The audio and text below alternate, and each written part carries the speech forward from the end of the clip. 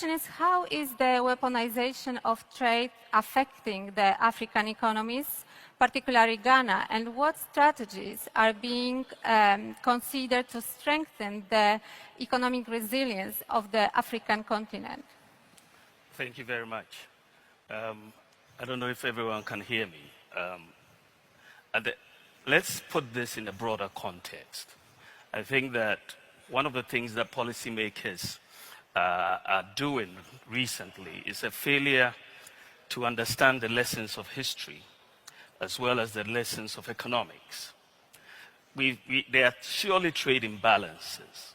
If you look at the share of global trade in terms of exports and imports, Africa has about 2.5% of global exports, has 2.9% of global imports. Asia has 43% of global exports and 38% of global imports. China, 15% of exports, 10% of imports. Europe, you have 38% of exports and 51% of imports. America, 8% of exports and 14% of imports. So there are clearly trade imbalances across the various continents and countries. But what we know from economics is that you cannot fix a trade deficit with tariffs. It just doesn't work. I mean, if you look at the national doesn't work.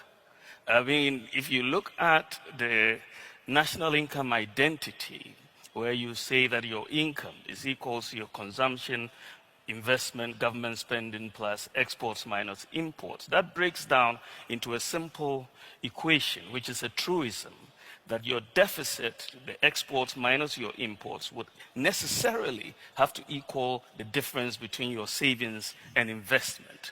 So for any country which spends more than it saves, you're going to get a trade deficit. The deficit is a macroeconomic problem. It's not a trade policy issue. And you cannot solve that macroeconomic problem with trade policy like tariffs. So you go back, to the Smoot-Hawley Acts of the 1930s, where they put 20% tariffs. You had a Great Depression.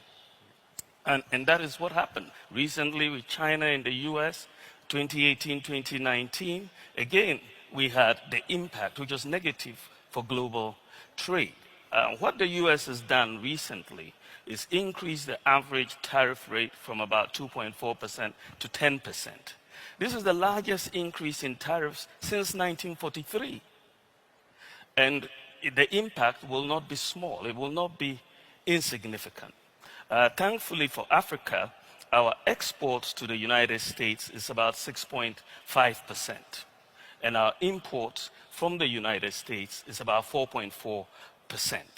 So we are not as exposed in the broader sense as many other places. But within that context, countries like Lesotho, which have exports in terms of textile exports to the United States, it's about 50% of their exports. And they are benefiting from the African Growth and Opportunities Act, which is AGOA.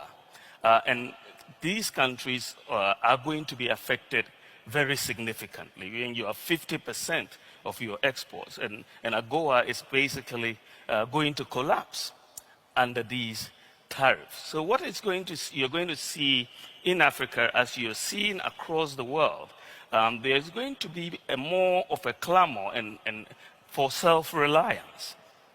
And you're going to see a bit more of political space for countries to have more intra-African trade as a way of dealing with this. Currently, our intra-African trade is between 17 and 20%. But I think that as you see a more relook at supply chains within the continent and globally, you're going to see, as you see in Europe, there's an increasing sense that, there's been a decoupling of the US-European relationship. And Europe is going to look at its supply chains again as every other player in this world is going to do. And so Africa is going to look at our supply chains again as a way of looking at it. But at the end of the day, you have to make sure that the macro balances are the ones guiding your trade policy and not tariffs.